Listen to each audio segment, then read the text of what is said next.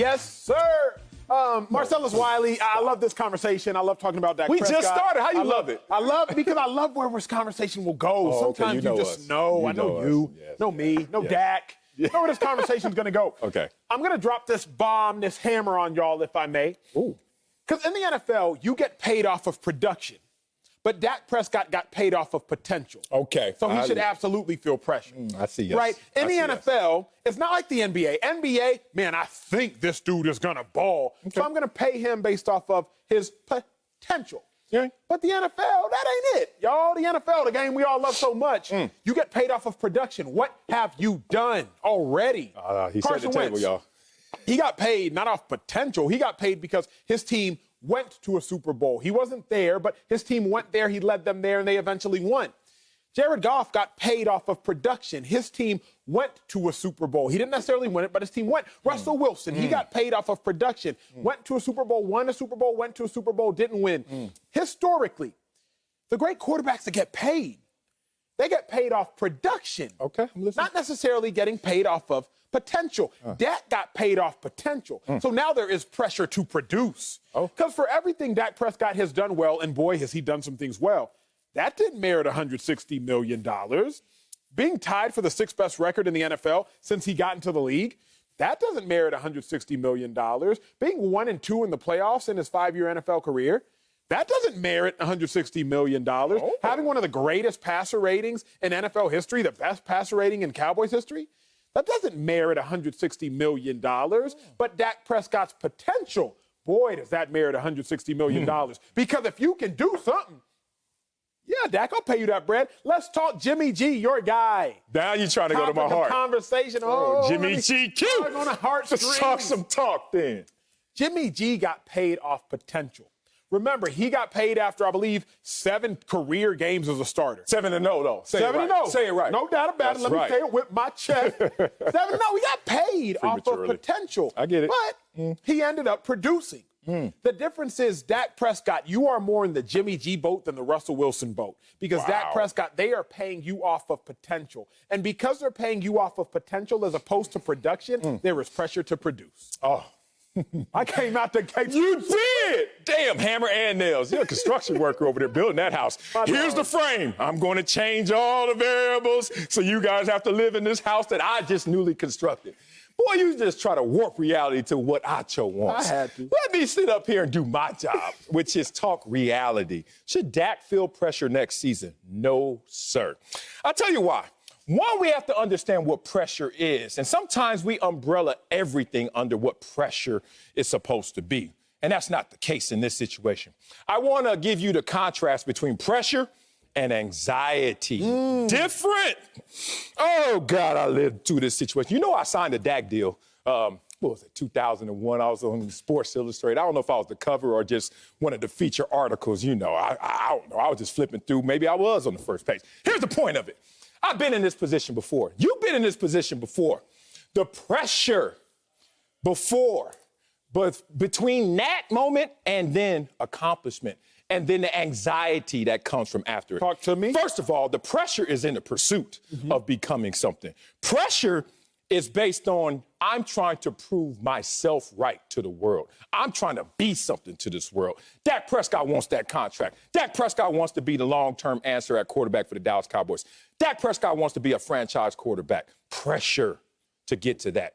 But he's checked those boxes now. So now in this moment is the anxiety. The anxiety is actually, since I've already had the pressure of proving myself right, let me prove that they were right in believing in me. There's a big difference. And I tell you this in personal example. My contract year in Buffalo, there was pressure to go get paid. There was pressure to live up to the billing of what Bruce Smith was and what he departed.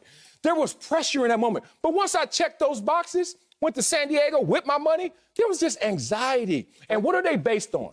Consequences. Pressure is based on the consequences, grave consequences. Hey, you don't ball, you don't get paid. Hey, you don't ball, maybe we got to look elsewhere at quarterback. That was pressure getting up to that mountaintop for Dak Prescott. He's already there. The anxiety is just trying to live up to what that is. But there are no consequences. Ain't nobody demoting Dak Prescott this year. I don't give a damn how bad he plays. Ain't no Dak Prescott going to be in a situation where he wears another helmet next year, no matter how bad he plays, because the consequences aren't there. So until you show me consequences that are married to the pressure, then this is nothing but anxiety, my brother. And anxiety is self-inflicted. That's why I like this show, because my dog come with some heat. And I'm not going to sit here and quench that heat that you came with, but I might have to take you back to Compton here in a second. Oh, we going home? So, we going? Whenever you are overpaid and underdeliver in the NFL, you know that's called stealing. When somebody gets overpaid. Don't talk about stealing in Dallas and then look at me, because I am guilty. Let's go. When somebody gets overpaid and they underdeliver, fellas, ladies, that's called stealing in the league. That's called stealing just about anywhere in life. Now, Sal, I don't know if you've ever stole anything in your life. Oh, yeah, I was a thief growing up. But I have. Oh, okay. Sporting goods store. I was about 6 years old. I wanted some goggles. I think there was a new swim class or something, a new pool in the neighborhood. I don't recall. I don't recall. But I remember I stole some goggles from a sports store. The difference is, I didn't necessarily steal it. My parents walked out with it. They didn't know.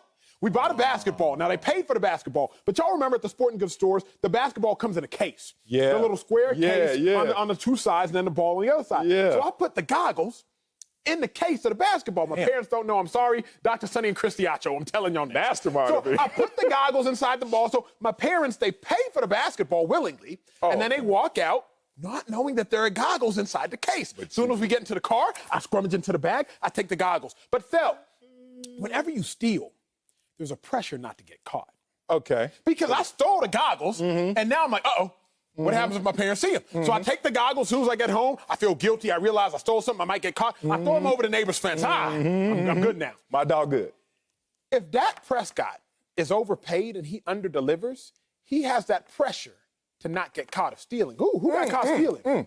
Jared Goff got caught stealing by the Rams. Uh-oh. Damn. We caught you. Thief. He got shipped over to Detroit. Carson Wentz, he got caught stealing by the Eagles. We caught you. Thief. Send him over to the Colts. Kirk Cousins, he ain't been caught yet, but you better believe he running. He running in Minnesota. He out there running. Is that Kirk? Is that Kirk Cousins over there? He's about to get caught stealing from the Vikings because he hasn't delivered to what he got paid for.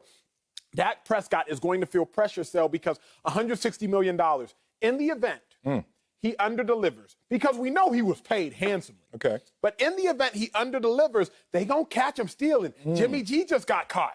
He just got caught stealing. And you see what happened to him. I don't know about that last example. He got caught. Hey, officer, that ain't him. you arrested the wrong man, not Jimmy G. Arrest Kyle Shanahan. The second layer for me, Sel, is there is pressure because in the event you end up being a thief, that is, you underdeliver based upon your pay, you will get caught, and there is pressure not to get caught by all quarterbacks who get compensated. Damn, that's a beautiful take right there. That thing look good. Look like me in this suit with this tie right now. Love it. All right, let's layer this. I still disagree with you. First, let me go back to my first disagreement. When you talked about, the guys who are getting paid and they already proved that they needed that money. Cam Newton wasn't that guy. Cam Newton got paid and then went 15-1 and then went to the Super Bowl. Deshaun Watson wasn't that guy. That's fair. That's a good thing. Really? That's fair, but Cam, I got more fair ones if you want. You want a fair one, homeboy? I'll throw you a fair one. The point is, I got a list, too, of dudes who didn't necessarily earn it, as you want to say, but now you want to call them a thief if they don't continue to earn it in Acho's eyes. Here's the problem. Other than you being a little klepto out there and breaking and entering. It was one. Yeah, because I know that, I know that, Idiot, whoop that out of you. But here's the thing. This situation, there's no catching Dak. You talk about Carson Wentz. You talk about Jared Goff. All those guys saw it coming. So in a situation of pressure, you can also see it coming because you know what the consequences are. But are there any consequences in this moment? Is there any consequences in 2021 if you're Dak Prescott? Absolutely not. Now, 2022, if you have one of the worst seasons ever at the quarterback position, like a couple guys you named, then they're going to be like, what did they do to Carson Wentz? They didn't just arrest him. They didn't just say, hey, stop thief. They said, we're just going to have a little ankle bracelet on you right now. Named Jalen Hurts. It's going to hurt. It's going to hurt. But we're going to put him around you. In the Jared Goff situation, if you know it internally, they've been beefing all year because of all the turnovers for Jared Goff. So they always talk to you before they arrest you in this situation. But I go back to this line, man. There's pressure to go get it.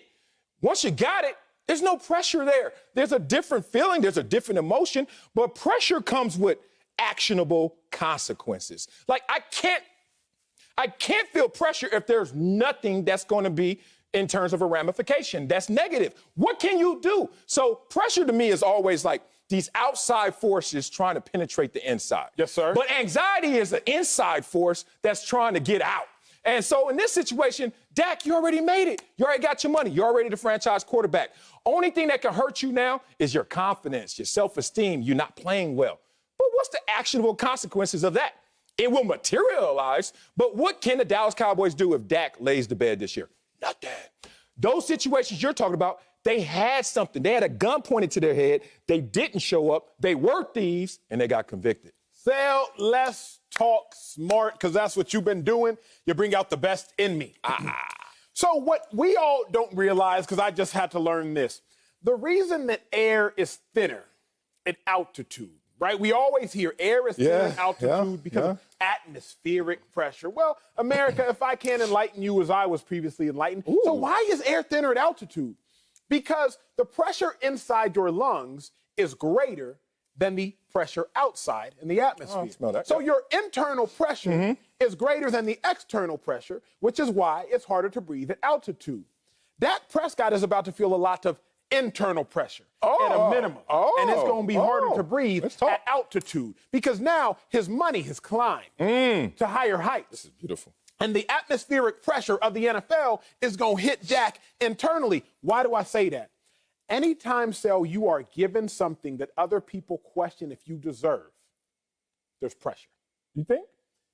I get this show. Speak for yourself. I'm sitting in this seat. We're going home. We're going home. To the Let's heart. go home. Let's go. I get speak for yourself. I'm sitting in this chair. Now, mind you, America, you already know this because most of y'all Twitter trolls remind me of this. I only played 4 years in the league. My dog. Go to Wikipedia. Acho only got about 33 tackles. Go to Wikipedia. Acho didn't last very long in the league. I was only on television prior to this show for 4 years. Do your research. Couple other networks, and bam, I'm here. People questioning whether or not Emmanuel Acho deserves to be where he is. Anytime people question whether or not you deserve what you have, there's pressure. I felt pressure in this seat. I did. Not because I wasn't good enough to be here, not because I hadn't earned the right to be here, but I know it's a lot of questions. Hey, what Acho do to deserve this? He ain't got no gold jacket. He ain't got no 2 contracts like Marcellus. He ain't been in the business as long as Marcellus. What did he do to get this chair? There is pressure. You at home in your jobs. If you become the CEO of the company and other people are like, wait, you just got here, there is pressure because other people are questioning whether or not you deserve what you have. Right now, it's not a unanimous decision that Dak Prescott deserves $160 million. It's not a unanimous decision whether or not Dak Prescott earned $160 million. Patrick Mahomes, he gave you a Super Bowl. He gave you a unanimous MVP. Joe Flacco, before he got paid and was the richest once upon a time, he gave you a Super Bowl. You got other cats that gave you Super Bowls. So it's not a unanimous decision. The jury was not conclusive deciding that Dak Prescott deserved everything he got. So people are looking like, wait a second, you ain't deserve this, Dak. And there's pressure there, at least in personal experience. If other people doubt what you've been given, there is pressure to let everybody know, no, I earned what I have been given. Interesting. I love it because it was personal. So I can't argue that. Learned a long time ago, don't argue anyone's feelings. You can't win because you didn't feel it. However, I will disagree with your feelings, or at least the assessment and conclusion of those same feelings, because I was in that same position, but I was in that position a long time ago. You were 4 years retired when you got your own show, co-hosting with me, right? I was 3 years retired, and I didn't have a gold jacket. Matter of fact, my last couple years, I had no sacks. Matter of fact, everybody knew that I came from a small school. But I was that dude. But the point is, they were like, that's a little early because you leapfrog guys who have been in the game for decades. I get it, big dog. But there still wasn't pressure. Let me tell you what it was. The pressure was to be in a position where I could have my own show. Sports Nation. You remember that show? And once I got it, guess what all I felt? anxious to prove that y'all were right for giving me that. I didn't feel pressure because there were no consequences. It was my show. How did you feel pressure when you already know you got a show? You got a contract. Lowballed, but you got a contract. You right here next to me, not making what I make. The executives can watch this, Marcellus. Oh, they are? You know they. Oh, they are?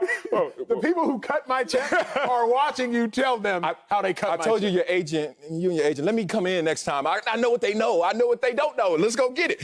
Here's the point of it is, there's just pressure to get the deal, and you're just anxious to prove it once you get it. In this situation, if you're Dak Prescott, why would you listen to naysayers now when them naysayers been yelling at you from hello?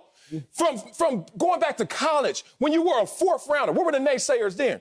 When you were on the team and Tony Romo's there, and they're like, well, I don't know what you're going to do this year. Oh, actually, I know what you're going to do. You're going to go 13-3 as a rookie. So now the naysayers, they have credence. Now the naysayers actually in chorus is something you're going to listen to. When all this time on your climb, they weren't your fuel. So why would you now use that as your octane? I look at this situation simply. If Dak stays within himself, and if Dak is Dak, he's not only going to prove he deserves this deal, but there won't even be any anxiety.